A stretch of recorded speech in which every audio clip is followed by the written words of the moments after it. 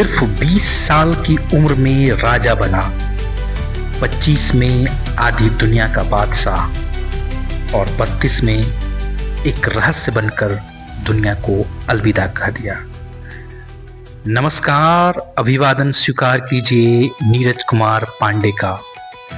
आज के इस वीडियो में कहानी उस महान सम्राट की जिसने अपने पराक्रम से पूरी दुनिया को अपनी कदमों में झुका दिया।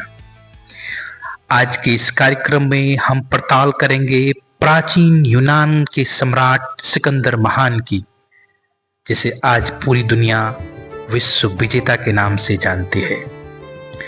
महज 32 वर्ष की उम्र में इस व्यक्ति ने 3 महाद्वीपों यूरोप, एशिया और अफ्रीका के विशाल भूभाग पर शासन किया। उसकी विजय यात्राएं, युद्ध कौशल, प्रशासनिक प्रतिभा और दूरदर्शिता ने उसे इतिहास के सबसे प्रभावशाली शासकों में स्थान दिला दिया। सिकंदर का जन्म 20 जुलाई 356 ईसा पूर्व को पेला नामक स्थान पर हुआ था, जो तात्कालिक मैसिडोनिया की राजधानी थी। उसके पिता राजा फिलिप द्वितीय और माता ओलंपियासा थी। फिलिप द्वितीय एक शक्तिशाली राजा और कुशल सेनापति थे। उन्होंने ग्रीस के कई स्वतंत्र राज्यों को एकत्रित किया और एक विशाल साम्राज्य की नींव रखी।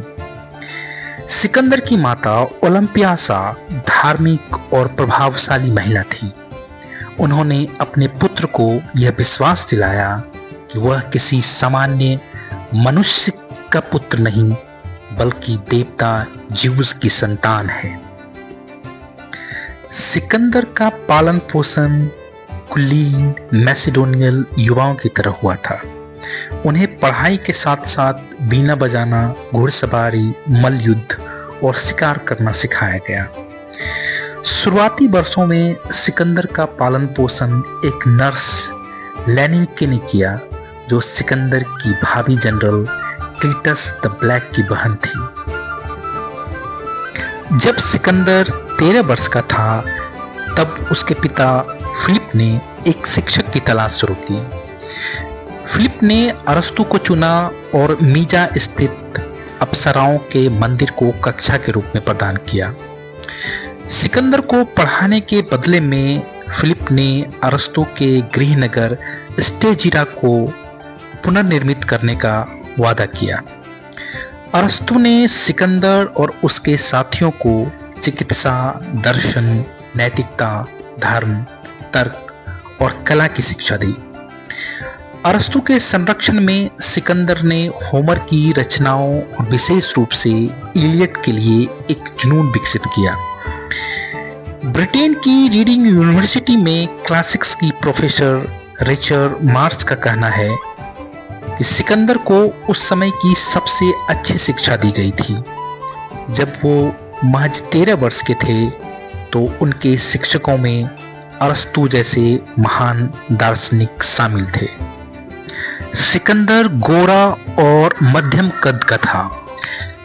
मार्क्स कार्टियस ने सिकंदर की जीवनी सिकंदर का इतिहास में लिखते हैं, सिकंदर के बाल सुनहरे और घुंघराले थे। उनकी आंखें अलग अलग रंगों की थी। उसकी बाईं आंख ग्रे और दाईं काली थी। उसकी आंखें इतनी शक्तिशाली थीं कि सामने वाला व्यक्ति उन्हें देखकर डर जाता था। सिकंदर हमेशा अपने साथ महाकवि होमर की किताब the Iliad of the casket रखता था। यहाँ तक कि सोते समय भी वह इसे अपने तकिए के नीचे ही रखता था। प्लूटार्क सिकंदर की जीवनी the life of Alexander the great में लिखते हैं, सिकंदर ने कभी भी भौतिक सुखों में रुचि नहीं दिखलाई। हालांकि अन्य मामलों में उनके जैसा साहसी और निडर लोग कम ही होंगे।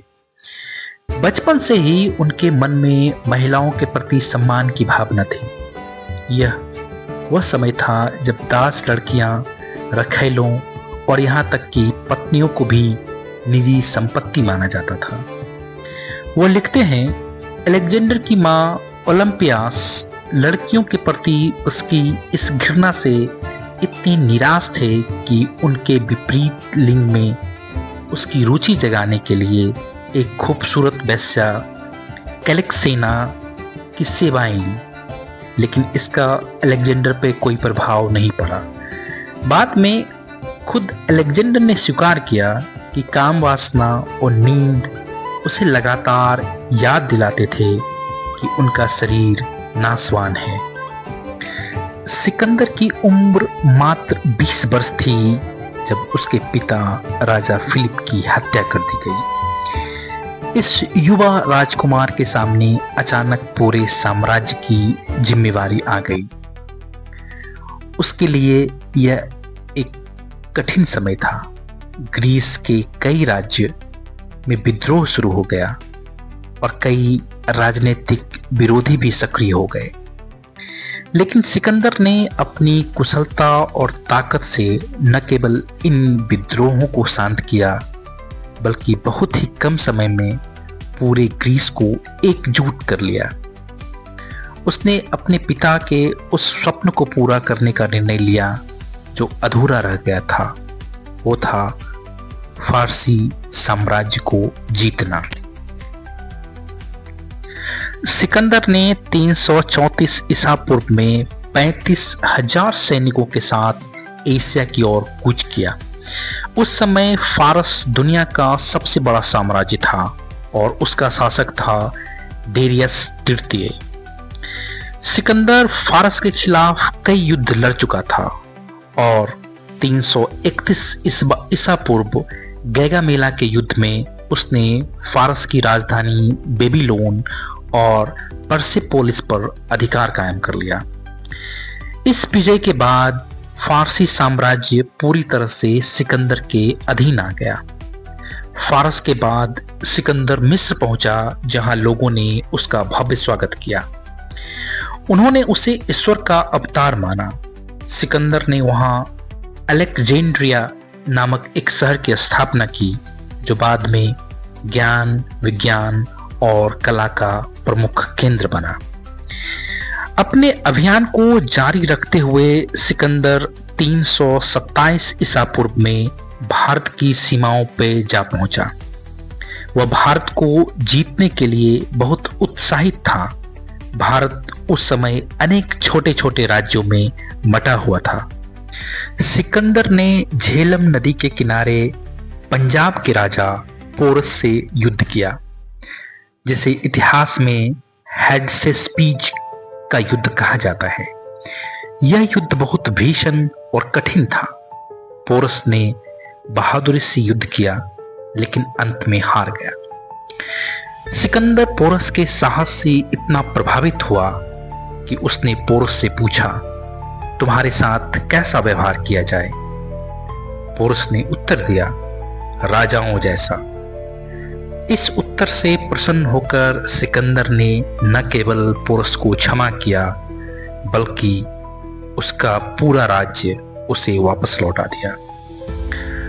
पोरस से युद्ध के बाद सिकंदर पूर्व की ओर बढ़ना चाहता था, लेकिन उसकी सेना थक चुकी थी। सैनिक कई वर्षों से अपने घरों से दूर थे और लगातार लड़ते लड़ते मानसिक और शारीरिक रूप से थक चुके थे। नदियों, जंगलों और अनजान भूमि के डर ने उन्हें रोक दिया।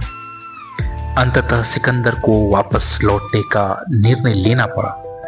वह सिंधु नदी के रास्ते दक्षिण की ओर बढ़ा और मकरान के रेगिस्तान के कठिन मार्ग से होकर बेबीलोन लौट गया।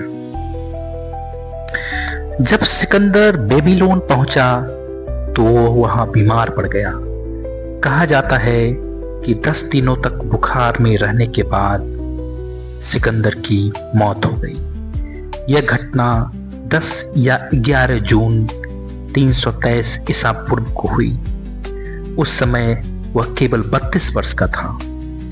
सिकंदर की मृत्यु के कारण आज भी स्पष्ट नहीं हो पाए। कुछ इतिहासकार मानते हैं कि उसे जहर दिया गया था, जबकि कुछ का मानना है कि उसे मलेरिया या टाइफाइड हो गया था। सिकंदर महान केवल एक विजेता नहीं था, वह एक दूरदर्शी शासक, योद्धा, प्रशासक और संस्कृति प्रेमी था।